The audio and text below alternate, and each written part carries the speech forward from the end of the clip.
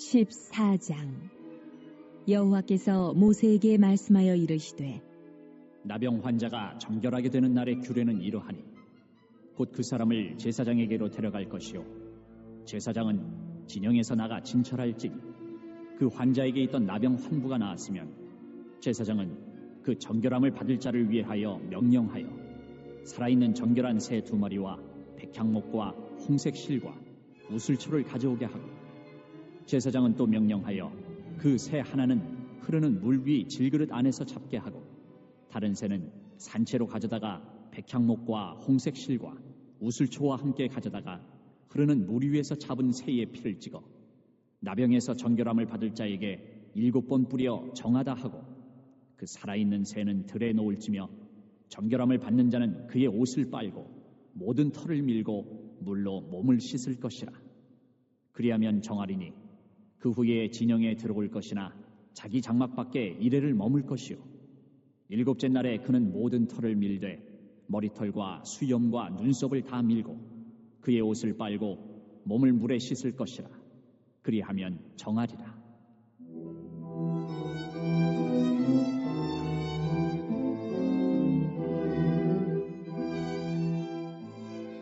여덟째 날에 그는 흠없는 어린 순양 2마리와 1년 된 흠없는 어린 암양 1마리와 또 고운 가루 10분의 3 에바에 기름 섞은 소재물과 기름 1녹을 취할 것이요 정결하게 하는 제사장은 정결함을 받을 자와 그 물건들을 회막문 여호와 앞에 두고 어린 순양 1마리를 가져다가 기름 1녹과 아울러 속건제로 드리되 여호와 앞에 흔들어 요제를 삼고 그 어린 순양은 거룩한 장소 곧 속죄제와 번제물 잡는 곳에서 잡을 것이며 속건제물은 속죄제물과 마찬가지로 제사장에게 돌릴지니 이는 지극히 거룩한 것이니라. 제사장은 그 속건제물의 피를 취하여 정결함을 받을 자의 오른쪽 귓뿌리와 오른쪽 엄지손가락과 오른쪽 엄지발가락에 바를 것이요 제사장은 또 그 1녹의 기름을 취하여 자기 왼쪽 손바닥에 따르고 오른쪽 손가락으로 왼쪽 손에 기름을 찍어 그 손가락으로 그것을 여호와 앞에 7번 뿌릴 것이요 손에 남은 기름은 제사장이 정결함을 받을 자의 오른쪽 귓뿌리와 오른쪽 엄지손가락과 오른쪽 엄지발가락 곧 속건제물의 피 위에 바를 것이며 아직도 그 손에 남은 기름은 제사장이 그 정결함을 받는 자의 머리에 바르고 제사장은 여호와 앞에서 그를 위하여 속죄하고 또 제사장은 속죄제를 드려 그 부정함으로 말미암아 정결함을 받을 자를 위하여 속죄하고 그 후에 번제물을 잡을 것이요 제사장은 그 번제와 소제를 제단에 드려 그를 위하여 속죄할 것이라. 그리하면 그가 정결하리라.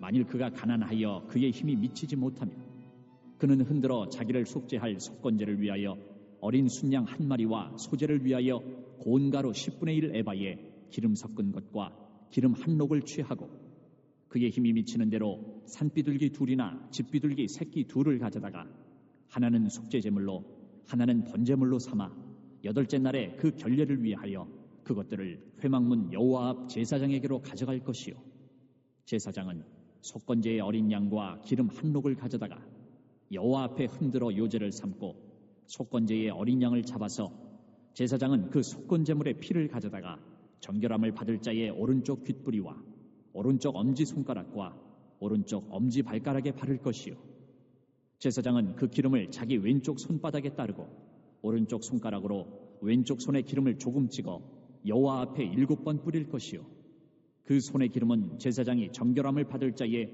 오른쪽 귓뿌리와 오른쪽 엄지손가락과 오른쪽 엄지발가락 곧 속건제물의 피를 바른 곳에 바를 것이며 또 그 손에 남은 기름은 제사장이 그 정결함을 받는 자의 머리에 발라 여호와 앞에서 그를 위하여 속죄할 것이며 그는 힘이 미치는 대로 산비둘기 1마리나 집비둘기 새끼 1마리를 드리되 곧 그의 힘이 미치는 대로 1마리는 속죄제로 1마리는 소제와 함께 번제로 드릴 것이요 제사장은 정결함을 받을 자를 위하여 여호와 앞에 속죄할지니 나병 환자로서 그 정결 예식에 그의 힘이 미치지 못한 자의 규례가 그러하니라.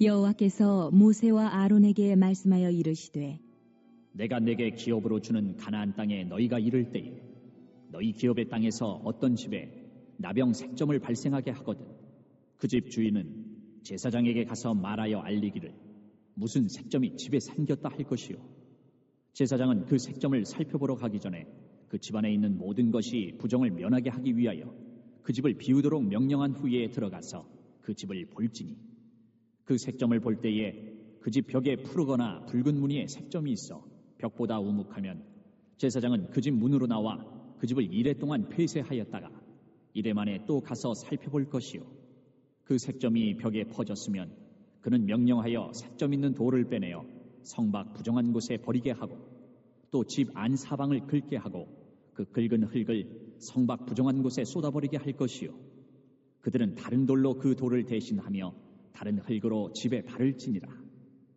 돌을 빼내며 집을 긁고 고쳐 바른 후에 색점이 집에 재발하면 제사장은 또 가서 살펴볼 것이요 그 색점이 만일 집에 퍼졌으면 악성 나병인즉 이는 부정하니 그는 그 집을 헐고 돌과 그 제목과 그 집의 모든 흙을 성밖 부정한 곳으로 내어갈 것이며 그 집을 폐쇄한 날 동안에 들어가는 자는 저녁까지 부정할 것이요 그 집에서 자는 자는 그의 옷을 빨 것이요 그 집에서 먹는 자도 그의 옷을 빨 것이니라. 그 집을 고쳐 바른 후에 제사장이 들어가 살펴보아서 색점이 집에 퍼지지 아니하였으면 이는 색점이 나은 것이니 제사장은 그 집을 정하다 하고 그는 그 집을 정결하게 하기 위하여 새 2마리와 백향목과 홍색 실과 우슬초를 가져다가 그 새 하나를 흐르는 물 위 질그릇 안에서 잡고 백향목과 우슬초와 홍색 실과 살아있는 새를 가져다가 잡은 새의 피와 흐르는 물을 찍어 그 집에 7번 뿌릴 것이요 그는 새의 피와 흐르는 물과 살아있는 새와 백향목과 우슬초와 홍색 실로 집을 정결하게 하고 그 살아있는 새는 성밖 들에 놓아주고 그 집을 위하여 속죄할 것이라. 그러면 정결하리라. 이는 각종 나병 환부에 대한 규례니 곧 옴과 의복과 가옥의 나병과 돋는 것과 뾰루지와 색점이 어느 때는 부정하고 어느 때는 정함을 가르치는 것이니 나병의 규례가 이러하니라.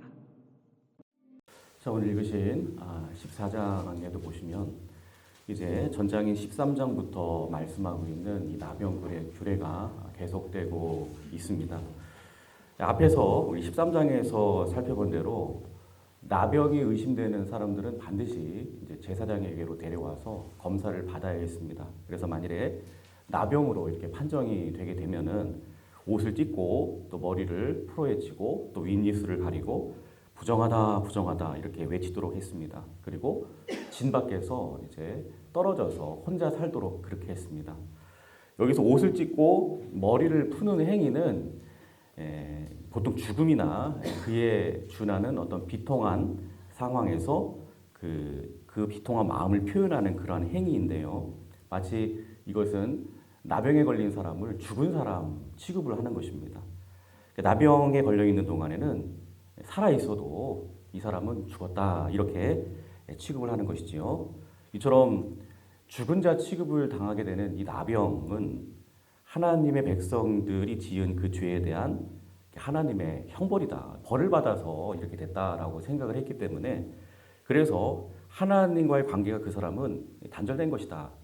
그래서 진 밖으로 그를 이렇게 격리를 함으로써 하나님과 격리되도록 그리고 하나님의 은혜를 누리며 살아가는 거룩한 하나님의 백성들과도 격리되도록 너는 죄인이니까 하나님의 은혜 안으로 들어올 수 없다라고 하는 그런 의미의 차원에서 격리를 시켰다는 것이죠. 혼자 살도록 했다는 것이죠.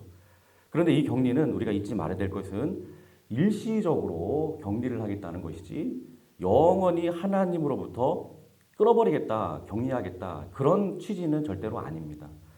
단지 이 죄라고 하는 것이 이렇게 하나님과의 관계를 끌어버리는 것이다. 그리고 하나님의 은혜를 받아 누리는 참으로 축복되고 은혜로운 그 하나님의 백성들로부터 함께 살아갈 수 없도록 그렇게 만들어버리는 무서운 절연체와도 같은 것이다 라고 하는 것을 분명하게 깨닫게 하는 것입니다. 그래서 자신의 이 죄라고 하는 것이 얼마나 이게 심각한 것인가 이것을 깨달아 알게 하고 그렇기 때문에 하나님 앞에서 정말 진지하게 철저하게 그렇게 회개하게 함으로써 다시금 하나님께로 또 그 하나님의 은혜 안에 살아가는 거룩한 백성 공동체로 다시 돌아오게 하려는 그러한 목적으로 일시적으로 이렇게 격리를 시키는 것이죠. 즉 나병 환자의 격리는 그 격리 자체가 그 벌 자체가 그 단절 자체가 목적이 아니라 치유와 회복을 위한 격리라고 하는 것입니다. 그래서 나병으로 인하여 격리되었다가도 이제 하나님의 은혜로 인해서 그 나병을 주신 분도 하나님이시고 그 나병을 또 치유케 해주시는 분도 하나님이세요. 그래서 하나님의 은혜로 말미암아 나병이 낫게 되면은 이제 다시금 진 안으로 들어올 수가 있었습니다. 그러나 그렇다고 해서 뭐 아무런 대가 없이 아무 일 없었다는 듯이 그냥 자연스럽게 되돌아올 수 있는 것이 절대로 아닙니다. 반드시 제사장에 가서 이제 완치 판정을 받아야 돼요. 그리고 중요한 것은 아주 복잡한 정결 예식을 치러야 됩니다. 바로 오늘 읽으신 14장에서 이제 회복된 나병 환자를 위한 정결 예식을 이제 어떻게 치러야 되는가. 자, 여기에 대한 규례의 말씀이 아주 세세하게 기록되어져 있는 것이죠. 자, 이 정결 예식은 크게 세 단계로 진행이 되었습니다. 먼저 이제 진 밖에서 정결 예식을 치러야 했는데요. 4절부터 7절까지 말씀을 봉독해 보겠습니다. 자, 시작.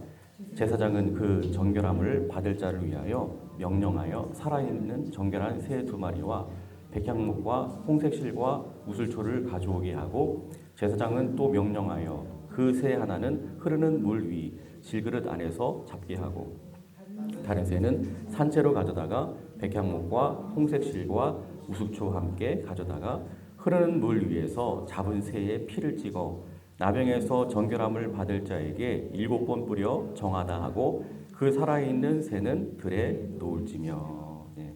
읽으신 말씀대로 먼저 새 2마리를 준비하고 또 백향목과 홍색실과 우슬초를 준비를 하게 해요. 그리고 이 새 2마리 중에서 한 마리를 흐르는 물 위에서 잡습니다. 그래서 이제 그 피를 질그릇 안에다가 이렇게 넣어요. 그리고 살아있는 이 새 한 마리 그리고 백향목, 홍색실, 우슬초에 그 피를 묻히는 거예요. 묻혀가지고 치유함을 받았다고 판정받은 이 나병 환자에게 7번을 이렇게 뿌리면서 정하다 이렇게 선언을 합니다. 그리고 이제 피 묻은 그 새는요, 한 마리는 잡았지만은 그래서 피를 냈지만 남은 살아있는 새는 그냥 놓아주게 됩니다. 날려보내게 되죠. 여기서 죽은 새는 대속의 희생을 상징하는 거예요. 그리고 날아간 새는 이제 죄가 완전히 날아갔다, 떠났다 그런 것들을 의미하는 것입니다. 이렇게 해서 정결하게 된 자는 이제 8절에 보시면 흐르는 물로 또 몸을 씻어야 됩니다. 그리고 입었던 옷도 빨아야 돼요. 그리고 몸의 털도 모두 밀어야 됩니다. 자, 이렇게 하는 이유는 마치 너는 다시 태어났다. 갓 태어난 신생아의 모습처럼 새로워졌다라고 하는 것을 또한 의미하는 것이죠. 이렇게 해서 이제 진 안으로 들어올 수 있게 되는데 또 이제 이것으로 다 끝난 게 아니에요. 마음대로 뭐 진 안으로 들어왔으니까 식구들이 있는 그 집으로 그냥 갈 수 있는 것이 아니라 7일 동안 또 그 집 밖에서 대기를 해야 됩니다. 그리고 7일째 되는 날 다시 자신의 몸의 모든 털을 다 밀고 옷을 빨고 또 몸을 깨끗하게 해야 됩니다. 자, 그러면 이것으로 다 끝나느냐? 아니죠. 이런 절차 이후에 이제 8일째가 되면 또 성막으로 가야 돼요. 성막으로 가서 하나님께 화목제를 제외한 4가지 제사, 번제, 또 소제, 속제제, 속건제 이 모든 복잡한 제사를 하나님 앞에 또 다 드려야 됩니다. 특별히 진 밖에서 드렸던 이 정결 예식을 치를 때 희생되었던 그 새, 그리고 이렇게 4가지 희생 제사에서 희생되어진 이 짐승 모두 이렇게 깨끗하다 인정을 받게 되는 그 사람의 죄를 철저하게 대속하기 위해서 이렇게 필요한 제물들이라고 할 수가 있는데 여러분 이것은 바로 우리의 죄를 대속해 주셔서 우리를 정결케 하시는 그리고 깨끗하게 하시는 예수 그리스도의 희생을 예표하는 것이라고 할 수가 있는 것입니다. 이 같은 모든 절차 이후에 비로소 깨끗함과 정결함을 인정받아서 하나님과 다시금 연결이 되고 또 하나님의 은혜 안에 거하는 거룩한 이스라엘 백성 공동체의 일원으로 다시금 들어와 예전처럼 살 수 있게 되는 것이죠. 그러니까 지금까지 우리가 좀 간략하게 살펴봤지만 격리되었던 나병 환자가 다시금 회복이 되어서 하나님께 돌아올 수 있게 되는 이 모든 과정이, 또 하나님의 거룩한 백성 공동체로 돌아올 수 있는 이 과정이 너무나도 까다롭고 복잡하다라고 하는 것을, 굉장히 힘들다라고 하는 것을 우리가 알 수가 있습니다. 그래서인지 당시에 문둥병, 이 나병에 걸려서 정말 절망하면서 살아가다가 이렇게 하나님의 은혜로 말미암아 나음을 받고 이 같은 아주 복잡하고 까다로운 절차 속에서 대속물의 희생을 통하여 깨끗하게 된 사람은요, 이제부터는 삶이 바뀌어요. 아주 새로운 결단을 하게 된다고 합니다. 나의 이 병을, 이 죽을 병을, 이 지독한 병을 치유해 주신 하나님 너무 감사합니다. 그 은혜에 깊이 감사하면서 이제는 다시금 이 나병과 같은 죄, 이 죄에 빠지지 않도록 죄를 미워하고 멀리하면서 정말 철저하게 하나님의 거룩한 백성답게 살기 위해서 막 몸부림치고 열망하면서 그렇게 살아가는 그러한 모습으로 그렇게 변화되었다라고 합니다. 여러분, 우리도 나병 환자와 같이 나병 같은 죄로 인하여 하나님과 격리가 되었고 또 천국 백성 공동체로부터 우리가 격리되었었습니다. 그러나 하나님의 놀라운 치유의 은혜와 무엇보다 우리 주 예수 그리스도의 대속의 피로 말미암아 거룩하게 되고 깨끗하게 되었습니다. 그리고 다시금 하나님과 이렇게 연결되었고 또 하나님의 각양 은혜가 부어지는 거룩한 생명 공동체, 이 은혜 공동체의 일원으로, 천국 백성 공동체의 일원으로 이렇게 우리가 영원히 살아가게 된 줄로 믿습니다. 그래서 저와 여러분들도 이제는 삶이 바뀌어야 되겠죠. 당시에 나병 환자가 고침받고 하나님과 연결되고 거룩한 백성 공동체로 회복된 것처럼 그 감격 속에서 이제는 죄를 멀리하고 거룩한 하나님의 자녀답게 그렇게 살아낼 수 있었던 것처럼 저와 여러분들도 하나님의 은혜에 늘 잊지 말고 감사하면서 무엇보다 이 치명적인 나병과 같은 죄, 여러분 이 죄를 철저하게 멀리하고 미워하고 늘 하나님의 백성다운 거룩한 삶을 우리는 살아가야 될 줄로 믿습니다. 이것이 오늘 본문의 핵심인데요. 자, 이 핵심을 이제 오늘 이어지는 이제 33절부터 마지막 절까지는 특별히 가옥에 발생한 나옥에 대한 규례가 또 쭉 가옥에 발생한 나병에 대한 규례가 또 계속 이어지고 있는데, 자, 이어지는 이 내용을 통해서 자, 오늘 이 주시는 이 메시지, 정결하게 살아야 된다라고 하는, 죄를 멀리하며 살아야 된다라고 하는 이 메시지를 다시 한번 확실하게 우리가 정리해 볼 수가 있어요. 자, 가옥에 발생한 이 나병은 이렇게 쉽게 말씀드리면 건물에 핀 곰팡이를 의미를 하는 것입니다. 집에 이 곰팡이가 발생했을 때 어떻게 해야 되는가, 여기에 대한 규례를 말씀하고 있는데, 먼저 3절부터 42절에 보시면 이제 집에 부분적으로 곰팡이가 생겼을 경우에 어떻게 해야 되느냐. 이럴 경우에는 7일 동안 집을 폐쇄를 합니다. 그리고 7일 만에 다시 가서 살펴보게 되는데 아직까지도 곰팡이가 있다. 그러면 그 곰팡이가 묻어있는 그 부분의 벽돌을 모두 빼내서 부정한 것에 갖다가 버려야 됩니다. 그리고 집안 벽면을 모두 긁어가지고 그 긁은 흙을 역시 성박 부정한 곳에 버려야 돼요. 그리고 빼낸 돌은 다른 깨끗한 돌로 대신하고 깨끗한 흙으로 또 다시 벽을 발라야 됩니다. 자, 이런 내용이 나오고요. 그 다음에 43절부터 47절에 보시면 곰팡이가 이제 온 집에 퍼졌을 경우에 어떻게 해야 되느냐. 이렇게 벽돌과 벽면에 바르는 흙을 교체했음에도 불구하고 곰팡이가 또다시 재발을 한다? 그러면 제사장은 즉시 살펴봐서 그 곰팡이가 넓게 번졌으면 이제는 아예 그 집 전체를 허물어 버려야 돼요. 그리고 그 허른 돌과 목재와 모든 흙은 역시 성박 부정한 곳에 다 갖다 버려야 됩니다. 그리고 48절부터 57절까지 보시면 곰팡이가 이제 그쳤을 경우에, 사라졌을 경우에 어떻게 해야 되느냐. 그때 이제 또 정결 예식을 치러야 되는데 곰팡이가 생긴 벽돌을 교체하고 벽면에 흙을 긁어내고 그 다음에 더 이상 곰팡이가 번지지 않았으면 비로소 정하다, 이 집은 정하다 이렇게 판정을 받고 역시 새 2마리, 백향목, 홍색실, 우수초를 가져다가 정결 예식을 치르라 이렇게 말씀하십니다. 자, 그런데 오늘 본문에서 말씀하는 이 가옥에 발생한 나병, 이 나병규래예요, 이것도. 근데 사실은 그게 나병은 아니죠. 가옥에 발생한 그 나병은 절대로 그 나병균이 아니죠. 그것은 곰팡이입니다. 곰팡이는 엄밀한 의미에서 볼 때 절대로 나병이 아니죠. 그러니까 우리 하나님께서는 어떤 분이시냐면 이스라엘 백성들이 거주하는 거룩한 당신의 백성들이 거주하는 그 가옥에 피어난 아주 작은 곰팡이 하나라도 우리 하나님은 용납하시지 못할 만큼 하나님은 그 곰팡이를 나병에 견주는 엄격한 규례로 그렇게 철저하게 다스리고 계시다는 거예요. 여러분, 이게 뭘 의미하는 것일까요? 그만큼 거룩하신 하나님께서는 당신의 택한 백성들이 모든 더러운 죄악과 부정으로부터 완전히 분리된 정말 깨끗하고 성결한 삶으로 나아가기를 원하셨다는 것입니다. 그러면 우리도 하나님의 구별된 거룩한 백성으로서 이와 같은 하나님의 기대하심에 부합된 삶을 살기 위해서 저와 여러분들도 정말 최선을 다해야 된다는 거예요. 이 같은 거룩한 삶을 살기 위해 우리는 오늘날 조금만 방심하면 우리의 마음과 우리의 삶 가운데 은연중 자꾸만 피어오르는 이 영적인 곰팡이, 여기에 대해서 그 속성을 우리가 즉 이 죄의 속성을 우리가 잘 알고 우리는 거룩한 삶을 살기 위하여 이것을 잘 대처할 수 있어야 된다는 거예요. 여러분, 먼저 곰팡이는 여러분 잘 생각해 보세요. 어떤 환경에서 이 곰팡이가 잘 서식을 하죠? 우리가 잘 알고 있는 것처럼 통풍이 잘 되지 않는 곳이죠. 여러분, 신선한 공기가 항상 이렇게 잘 이렇게 소통할 수 있는 그런 개방된 환경에서는요, 좀처럼 이 곰팡이가 피지를 않습니다.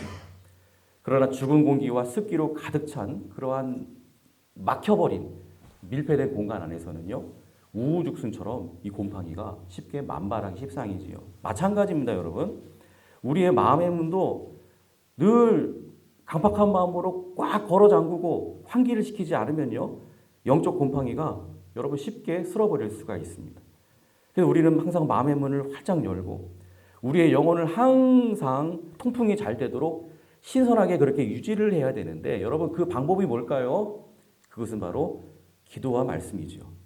우리는 날마다 영혼의 호흡인 이 기도를 통해서 맑은 영적 공기를 흡입을 해야 됩니다. 그래서 늘 우리 안에 있는 이 영적 공기가 항상 신선한 공기로 늘 통풍이 잘 되도록, 그래서 날마다 우리는 이 기도의 호흡인 이 영혼의 호흡인 기도를 여러분 멈추면 안 되는 것입니다. 우리는 늘 그래서 깨어 기도해야 될 줄로 믿습니다. 그래서 항상 기도하라 말씀하시잖아요.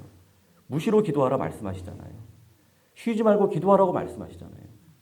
더불어 우리는 말씀을 먹어야 돼요. 예레미야 23장 29절에 여호와의 말씀이니라 내 말이 불같지 아니하냐 바위를 쳐서 부스러뜨리는 방망이 같지 아니하냐. 여기 보니까 하나님의 말씀을 모든 해악된 것들을 다 태워버리고 또 부수어버리는 불과 방망이로 그렇게 묘사를 하고 있습니다.